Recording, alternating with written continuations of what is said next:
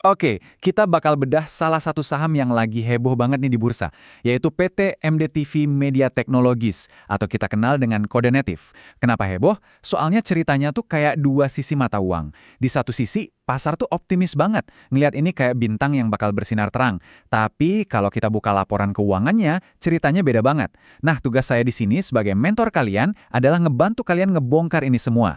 Apakah ini beneran comeback story yang keren, atau cuma taruhan yang kemahalan? Coba dilihat angka ini. Ini yang pertama kali bikin investor garuk-garuk kepala. Pasar ngasih harga ke perusahaan ini lebih dari 32 kali lipat dari penjualannya. Biar kebayang ya, angka segitu tuh tinggi banget. Biasanya, valuasi kayak gini kita temuin di perusahaan teknologi yang tumbuhnya gila-gilaan, bukan di stasiun TV yang jujur aja masih rugi. Jelas banget, pasar lagi ngarepin ada keajaiban besar di sini. Tapi, ironisnya di sini, di balik semua optimisme pasar yang wah itu, kenyataannya bere jauh.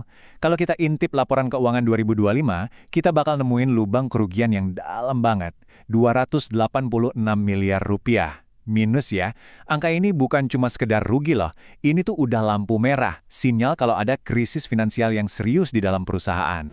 Nah, disinilah paradoksnya.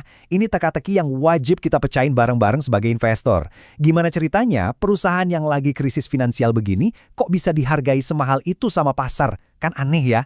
Di satu sisi ada harapan yang melambung tinggi, di sisi lain ada kenyataan yang pahit banget. Tugas kita sekarang, gali lebih dalam lagi buat ngerti kedua sisi cerita ini. Oke, buat ngejawab teka-teki tadi, kita coba mundur dikit deh.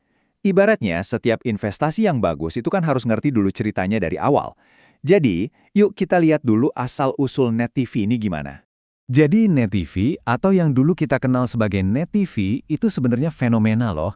Mereka tuh bawa angin segar, visualnya modern, programnya inovatif, banyak yang suka. Masalahnya, kreativitas itu mahal, biaya produksinya tinggi banget, dan ternyata nggak ketutup sama pendapatan iklan. Hasilnya, sejak 2018 mereka istilahnya bakar duit terus, rugi melulu. Kalau kita lihat, lini masanya ini polanya jelas banget dan jujur agak ngeri. Mulai rugi di 2018, terus puncaknya di 2021, ekuitasnya sampai minus ini tuh tanda bahaya besar dalam analisis keuangan. Artinya total utang perusahaan udah lebih gede dari total asetnya. Nah, di ujung 2024 datanglah momen penting, akuisisi oleh MD Entertainment yang bisa jadi mengubah skalanya. Nah, akuisisi inilah yang jadi titik balik cerita Net TV. Coba kita lihat gimana sih rencana penyelamatan yang spektakuler ini dirancang, yang dipimpin langsung sama salah satu raksasa media di Indonesia. Strategi dari MD Entertainment ini cerdas banget. Mereka bikin semacam rantai buat ngasilin duit dari konten secara maksimal. Pertama, film-film blockbuster dirilis di bioskop. Ini buat dapetin pemasukan utama. Kedua, disebarin ke platform digital premium kayak Netflix buat jangkau penonton yang beda.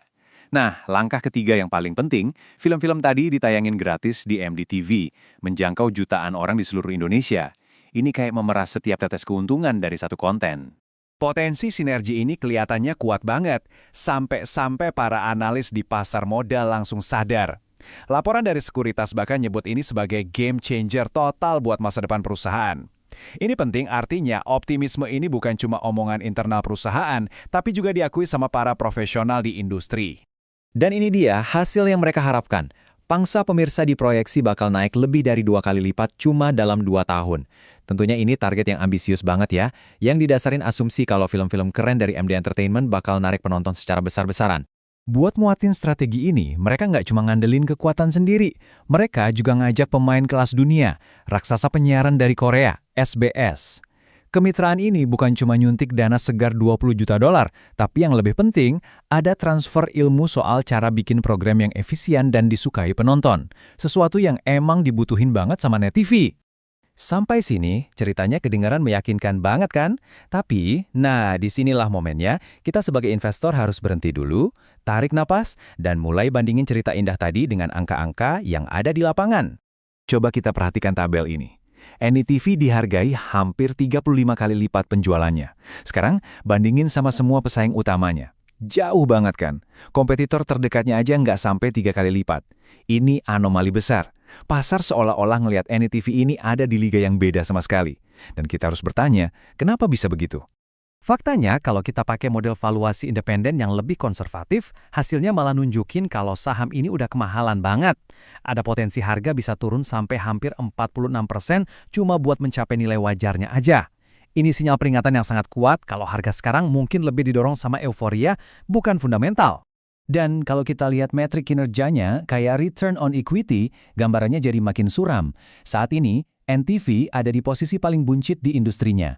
Angka minus 91% ini nunjukin secara gamblang kalau perusahaan saat ini masih bakar modal para pemegang saham dengan cepat banget, bukannya ngasilin untung.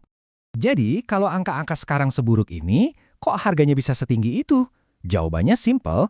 Pasar itu nggak beli kondisi sekarang. Pasar lagi bertaruh sepenuhnya sama cerita masa depan. Nah, ini dia, inti dari semua pertaruhan investasi di Net TV.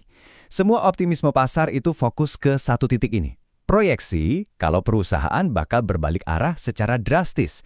Dari rugi besar, jadi untung untuk pertama kalinya di tahun 2026. Ini bukan sekedar perbaikan kecil ya, ini pertaruhan besar kalau keajaiban bakal terjadi.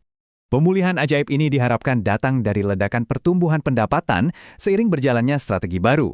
Proyeksi pertumbuhan di atas 100% inilah yang jadi bahan bakar utama yang nyalain api optimisme di pasar saham. Selain target laba, ada lagi rencana ambisius lainnya, ngebersihin neraca keuangan perusahaan biar bisa bebas utang di 2026. Ini pencapaian yang gede banget. Bayangin, perusahaan yang tadinya di ujung tanduk bisa jadi bebas utang. Ini bakal ngasih mereka fleksibilitas dan ruang gerak yang luas buat investasi dan tumbuh lagi tanpa pusing mikirin bunga. Oke, jadi setelah kita lihat semua ini, Anda sebagai investor dihadapkan pada dua narasi yang sangat beda dan saling bertentangan. Coba kita rangkum ya. Di satu sisi ada skenario bullish, cerita turnaround perusahaan yang kuat, didukung konten hebat dan strategi yang solid. Di sisi lain ada skenario bearish yang sama kuatnya, valuasi yang super mahal dan berisiko, yang didasari sejarah kerugian panjang dan risiko eksekusi yang tinggi. Keduanya argumen yang valid. Pada akhirnya, keputusan investasi di NetV ini kembali ke satu pertanyaan mendasar. Anda lebih percaya sama cerita masa depan yang gemilang atau sama angka-angka sekarang yang nunjukin resiko besar? Apakah Anda seorang yang optimis dan bertaruh pada pemulihan atau seorang yang realistis dan melihat harga yang udah terlanjur tinggi? Gak ada jawaban benar atau salah di sini. Pilihan dan juga resikonya ada di tangan Anda.